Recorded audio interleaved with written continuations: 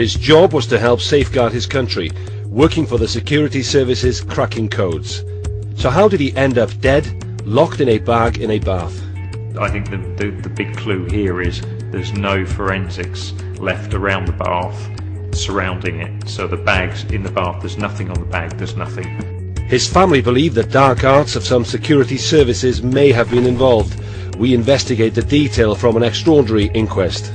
I think there's a possibility that there's been some kind of clean-up or cover-up by MI6. Today, the coroner said on the balance of probabilities, Gareth was killed unlawfully. Our grief is exacerbated by the failure of his employers at MI6 to take even the most basic inquiries as to his whereabouts and welfare. The investigation will now refocus and actively pursue all the evidence heard and all the new lines of inquiry. But will we ever know what happened to the MI6 officer from Anglesey?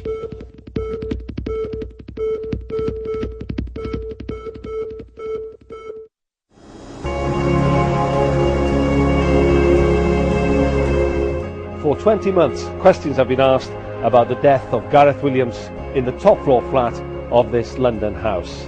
Evidence at his inquest has shed a lot of light on his life and death, but there are still some crucial questions which remain unanswered. It's likely now there had to be another person involved when Gareth was locked in the bag. So who is this mysterious person? What part did they play in Gareth's death? And why hasn't anyone been identified? I don't believe it would be possible for a single person to put Gareth into that bag in the neat and tidy way in which he was found. Evidence may well be left behind at any crime, but the trick, of course, is finding the evidence. And why did MI6 take 7 days to report Gareth missing from work?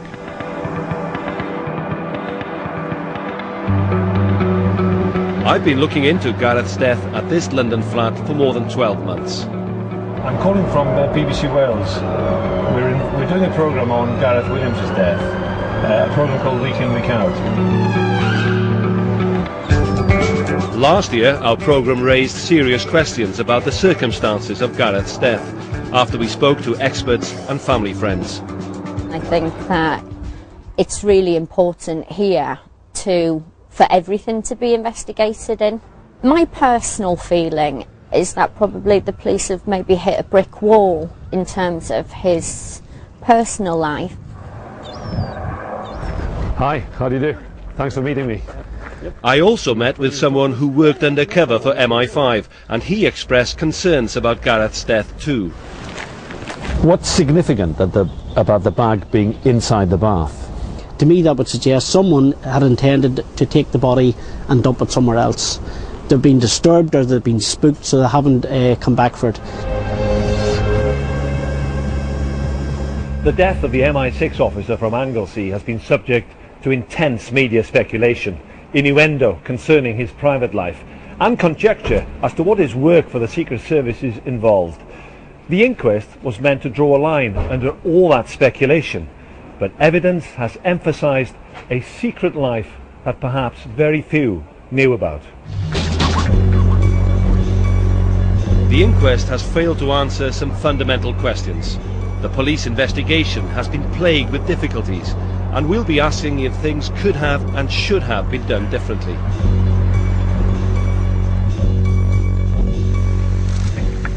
"31-year-old Gareth was laid to rest in September 2010. The head of MI6 even attended his funeral on Anglesey and described Gareth as a hugely talented person who did really valuable work in the cause of national security. Ever since then, Gareth's parents have been left wondering if that work might have had something to do with the death of their son from Valley, 260 miles away in a flat in London.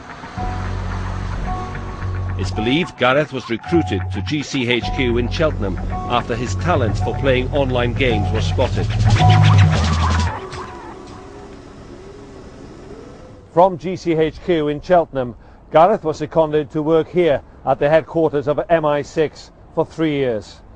But at the inquest we heard from Gareth's sister, Kerry, who said he'd become unhappy with his job in London. He disliked office culture post-works drinks, flash cars, competitions and the rat race. He even spoke of friction in the office.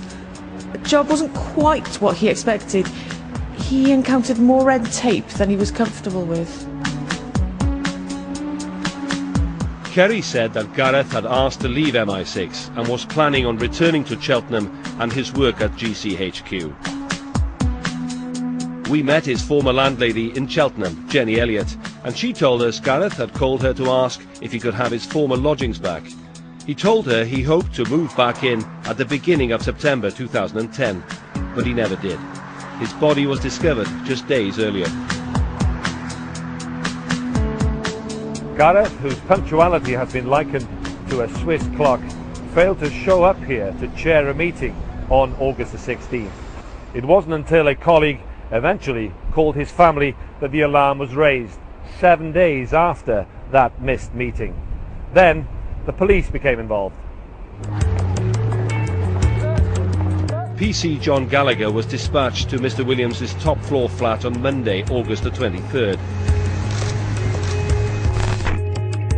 The police video shot later that night shows black squares placed on the floor to prevent contamination. PC Gallagher told the inquest he found a mobile phone and 2 SIM cards laid out on a table in the living room, and his attention was drawn to a red lady's wig. By the sofa, a laptop and another mobile phone. In the spare bedroom were boxes and yellow holdalls containing £20,000 worth of designer women's clothing and shoes. Into the master bedroom, clothes were neatly piled on the bed, but a duvet and dressing gown were uncharacteristically strewn on the floor. The inquest was shown a 3D graphic of flat 4, 36 Alderney Street, and where, in the ensuite bathroom, a red North Face bag was discovered. PC Gallagher managed to lift it, but became suspicious when red liquid seeped from the bag.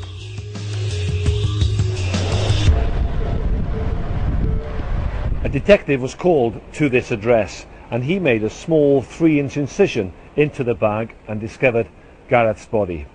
The flat was sealed. This was now a crime scene. The police initially described his death as suspicious, but until they could tell how he died, they couldn't say for sure if he'd been murdered or whether there might be another explanation for his death. The post-mortem examination would be crucial. Pathologist Dr. Richard Shepherd gave evidence at the inquest, and afterwards he agreed to discuss his findings with me. And I started looking for things that perhaps my own particular experience in restraint-related deaths might have showed areas of bruising, patterns of bruising that were present, and there were none. Which leads you to conclude what? He put up no significant struggle. Of course, it's possible that he may have been threatened and forced to comply without having force applied, but in the end, an unwilling adult being forced into a bag won't slip into that bag with no injuries. They will eventually realise the danger and will begin to fight and struggle, and injuries will be caused. The question of more importance is the how that the coroner is considering. The how leading up to him being in the bag is of more significance. We can speculate on a whole series of possibilities for why he died, and it's likely that he asphyxiated. If he wasn't poisoned, it's likely that he asphyxiated. One other possibility is that Gareth was drugged or poisoned before he ended up in the bag. Toxicology results found small traces of alcohol and the party drug GHB, but they were tiny amounts that could have occurred naturally through decomposition. It's unclear, but we do know there's no evidence that Gareth used drugs, and he was largely teetotal. 3 pathologists carried out post-mortem examinations. All 3 failed to establish a cause of death. They agreed that asphyxiation or poisoning the most likely causes, but their examinations were hampered. The gaps that we had are the time that he remained in his flat and the body decomposing. That caused some difficulties. Minor scratches to the skin would have been obliterated. Other features can sometimes be very, very subtle, and decomposition will obliterate them. So that's the major hurdle we all had to jump. Another factor which accelerated decomposition was the temperature inside Gareth's top floor flat. Oddly, the heating was on in the middle of summer. We've checked weather records for London and the average daytime temperature was nearly 21 degrees centigrade. With no definitive cause of death, the police had a problem. They began to explore other possibilities. Crucial to explaining Gareth's death is how he'd ended up being padlocked inside a bag. He was found naked in a fetal position, legs folded, hands on his chest. His face was calm. Beneath his body were the keys to the padlock. A police graphic animation shows how the bag was done up. A Yale padlock placed through the eyelets of the bag's fastener and toggles, sealing the bag tightly shut. The detective leading the inquiry said she believed a third party had been involved in Gareth's death or placing his body in the bath. Detectives asked two experts to see if it was possible for Gareth to have got inside the bag on his own and padlock it shut from inside the bag. The bag was laid into the bath. I had to put my hands on the side of the bath to support my weight, bearing in mind I had to go in head and shoulder first, so I couldn't just climb in and climb down. I had to put my feet on the wall, my hands on the side to support me, lower myself into the bath, and then slide my head and shoulders in. And then I really did struggle, as you will see from videos that have been released to the media. It's very, very difficult to get in. It took me quite a while to get comfortable, and well, at no stage I was comfortable, and then close the bag as best I could in the bath. What about locking it? Not a chance. Locking the bag from the inside in a confined area, you can't access the lock from the outside. You can pull the material together, but your arms, when you're inside the bag, your arms are on the chest and there is no room to maneuver, but you actually can't get the lock through. There's no hole to get a lock through, so it becomes near impossible. So you proved it was possible to put yourself into the bag and to zip it shut? That's correct. But to have that lock clasping with both fasteners on the outside? I couldn't do it. I'm not an escapologist, but I think even Houdini would have a problem with this one.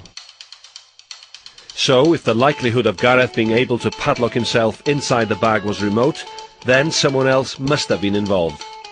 I believe that he was assisted by a third party into that bath. I don't believe he died in that bath. I believe he died elsewhere in the flat. And again, I go back to the forensic evidence. We've got no prints, we've got no forensics around the bath. I don't think he would think about suicide.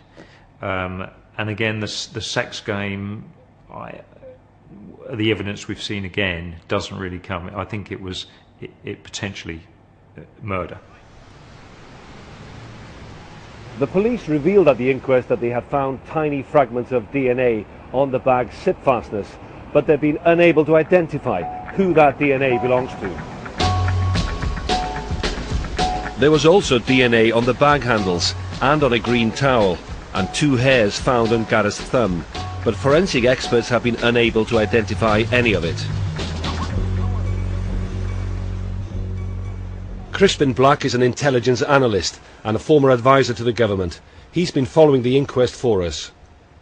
There seems to be a suspicious dearth of DNA evidence. I mean, the obvious conclusion from that is that the flat has been prepared in some way, cleaned in some way. And that, you suggest, could have been done by the services? I think there's a possibility that there's been some kind of clean-up or cover-up by MI6. I mean, that's a clear possibility. I mean, one thing I'm pretty sure of, and I'm sure everybody else, when they think about it, would be pretty sure of, is that the police are unlikely to have been the first people round to that flat. With little evidence that's helped the police, there were no fingerprints belonging to anyone else in Gareth's flat, and no signs of a break-in or disturbance. The police began to delve into his private life. As well as details of the dresses and women's shoes found in his flat, detectives said there'd been an unconfirmed report of Gareth at a gay bar in Vauxhall, just yards from his place of work at MI6. They also revealed that he'd made limited access to bondage and escaped from bondage websites on his phone. Gareth's family have been distraught at the emphasis being placed on his private life.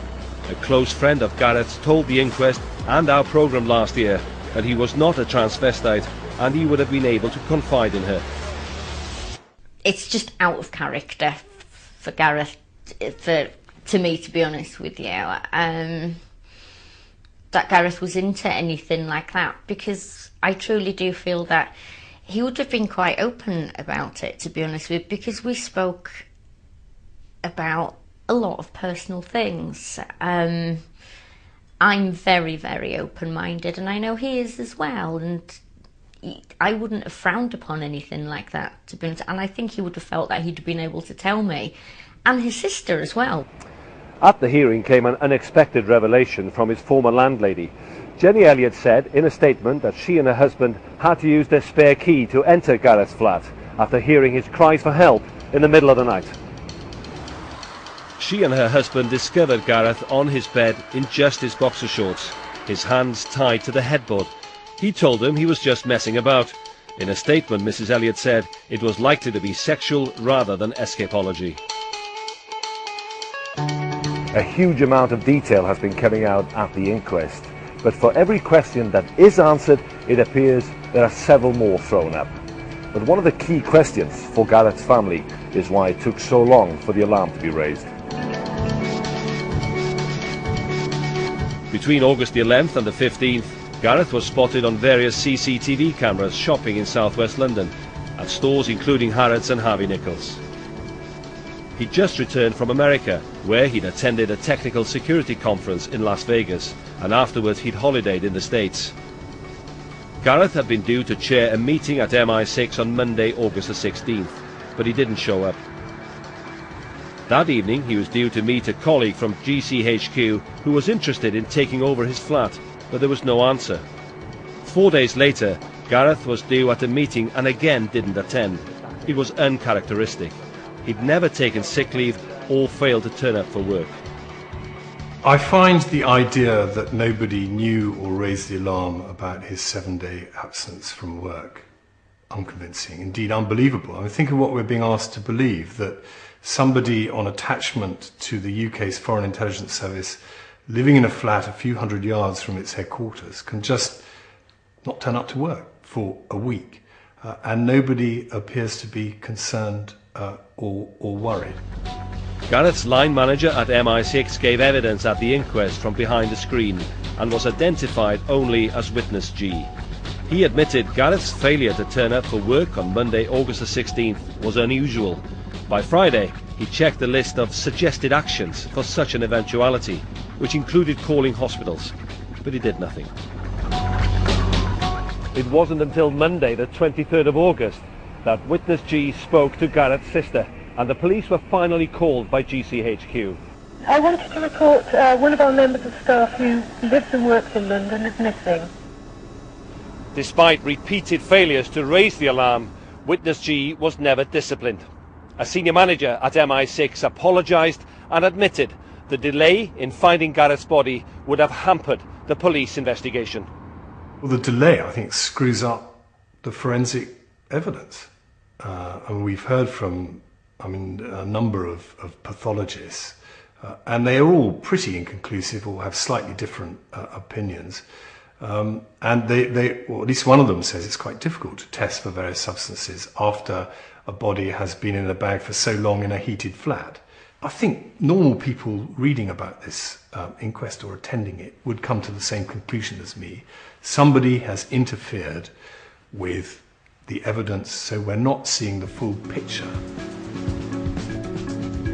The police haven't always had direct access to evidence either, or even witnesses. Another part of the Met, called SO15, whose officers have high-level security clearance, were tasked with seizing some of Gareth's IT equipment and other items.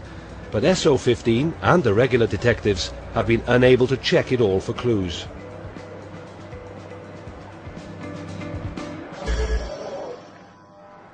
Also, it was SO15 who interviewed Gareth's colleagues at GCHQ and MI6, not the officer leading the investigation at the Met. One of the very weird things about this investigation is the person leading it, DCI Serbia, doesn't appear to have been able to talk to everybody involved.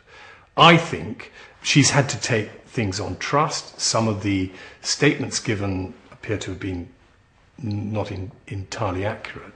But I think while investigating a murder, she should be given access to everybody that knew him or everybody the police think should be interviewed. Detective Superintendent Michael Broster of SO15 told the inquest there was no evidence linking Gareth's death to his job at MI6. But on the last day of evidence at the inquest, Detective Superintendent Broster admitted someone from MI6 could have been involved in Gareth's death. Let's examine what we do know about Gareth's work. Gareth was a crypto-analyst or a codebreaker. He'd won awards for his work at GCHQ, which had been described as world-class. On secondment to MI6, he was operationally active in the UK as part of a four-man team. He did have clearance to access sensitive information, but was considered a low risk. He's brought from the country attached to MI6 and just left alone. Now, that's A, not good man management, and B, if I were a person, an enemy of this country, seeking access to SIS, I'd be on the lookout for vulnerable young men who are brought here to accomplish very secret technical tasks and are just left. A small number of times Gareth had accessed MI6's database without authorization. The details were not revealed, but an anonymous witness from MI6 said Gareth theoretically could have been vulnerable to hostile and malign parties, but there was no evidence of that. But what about Gareth's state of mind when he died? This is the call to the police reporting Gareth missing. Is there any concerns with Gareth, with like mental health state or anything like that? Has he had any problems that you're aware of? He is going to be coming back to Cheltenham because he's just been pulled back from a job that he had hoped to do. So we're not quite sure how he's taken that news. But at the inquest she contradicted herself, claiming she didn't know of any concerns about Gareth's welfare. And he did appear to be planning for the future. We know that Gareth had been due to meet his sister Kerry 2 days after his body was found, and he'd been planning a walking or hiking trip to Switzerland. With so many inconsistencies in what we know about Gareth, it's made the Metropolitan Police's job even harder. They've investigated red herrings, reports of callers to Gareth's flat who turned out not to be significant, and detectives also thought they had a definite forensic lead which could have helped identify a mystery person involved. A partial DNA profile was found on Gareth's hand. For 18 months, police hoped this could provide an important breakthrough in their investigation. But the company analysing the DNA, LGC Forensics, had made a mistake. It turned out that the DNA actually belonged to a scientist involved in the case. LGC declined to be interviewed, but we spoke to a forensics expert who said the false hope given by that DNA could have impacted on the investigation in the early stages. It can mean that instead of looking in one direction, you're looking in another. You think you've got a particular lead which isn't real. So that can cause problems. But in a case like this where the police are particularly patient and the laboratories involved are doing as much as they can to look at the evidence as closely as they can, ultimately there probably wasn't much overall impact in this particular case. So what do we know about the crime scene? Fragments of DNA have been found, and it appears at least 2 people had been in Gareth's flat. But we don't know who, and we don't know when, and it appears almost impossible that Gareth locked himself in the bag. It's possible that the other person who was there, if there was another person there, was forensically aware. In other words, they were taking precautions to avoid leaving any kind of trace evidence behind them. It's also possible that the person wasn't necessarily forensically aware, but they were just lucky. The police investigation has been hampered by delays and missed opportunities. It's meant vital evidence has been lost or unavailable to them, but there's still a chance of a breakthrough. After 8 days of sometimes painful evidence, today Gareth's family arrived to hear the verdict of coroner Fiona Wilcox. One by one, she debunked various theories. During a 2-hour verdict, the coroner said on the balance of probability Gareth was unlawfully killed, but delivered a narrative verdict because of insufficient evidence. But she also said she was satisfied a third party locked and placed the bag containing Gareth into the bath. In her summary, she said she believes this was criminally mediated. I've always been satisfied that a third party may have been involved in his death, and the coroner has confirmed that in her finding today. The inquest has raised several new lines of inquiry, and the investigation will now refocus and actively pursue all the evidence heard and all the new lines of inquiry. Our grief is exacerbated by the failure of his employers at MI6 to take even the most basic inquiries as to his whereabouts and welfare, which any reasonable employer would have taken. We are also extremely disappointed over the reluctance and failure of MI6 to make available relevant information. We should like to ask the Metropolitan Police Commissioner Hogan Ho to look into and review how this investigation will proceed in the light of the total inadequacies of the SO15 investigation into MI6 highlighted during this inquest. Gareth was and always will be a special and adored son and brother. We miss him every single day and cannot describe the depth of the sorrow his absence leaves in our lives. We love you, Gareth, and will treasure your memory eternally. It's been an extraordinary inquest. Gareth's family have had to listen to disturbing and intimate evidence as every aspect of his life has been picked over.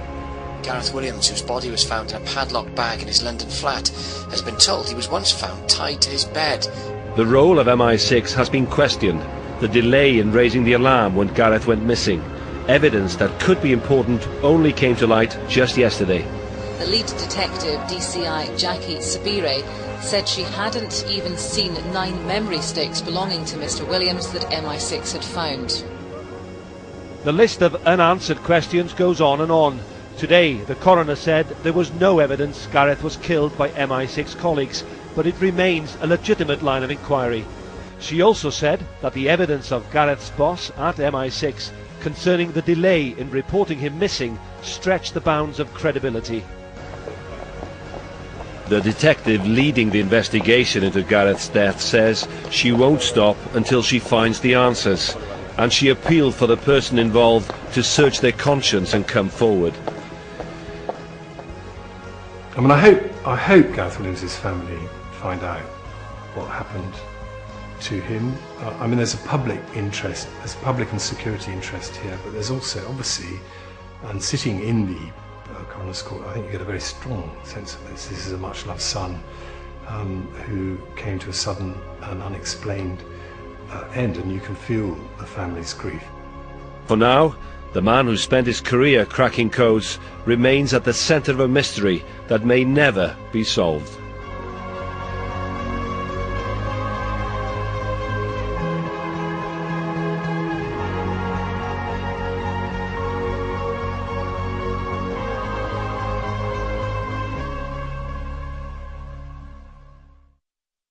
As to what is work for the Secret Services involved, the inquest was meant to draw a line under all that speculation, but evidence has emphasised a secret life that perhaps very few knew about. The inquest has failed to answer some fundamental questions. The police investigation has been plagued with difficulties, and we'll be asking if things could have and should have been done differently.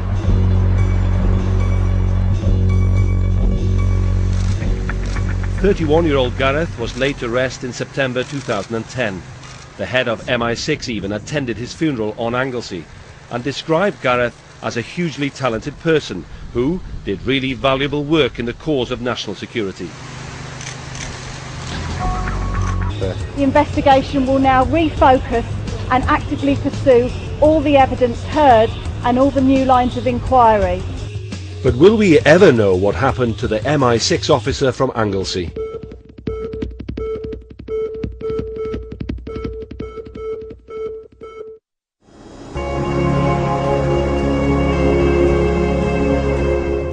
20 months, questions have been asked about the death of Gareth Williams in the top floor flat of this London house. Evidence at his inquest has shed a lot of light on his life and death, but there are still some crucial questions which remain unanswered. It's likely now there had to be another person involved when Gareth was locked in the bag. So who is this mysterious person? What part did they play in Gareth's death? And why hasn't anyone been identified? I don't believe it would be possible for a single person to put Gareth into that bag in the neat and tidy way in which he was found. Evidence may well be left behind at any crime, but the trick, of course, is finding the evidence. And why did MI6 take 7 days to report Gareth missing from work?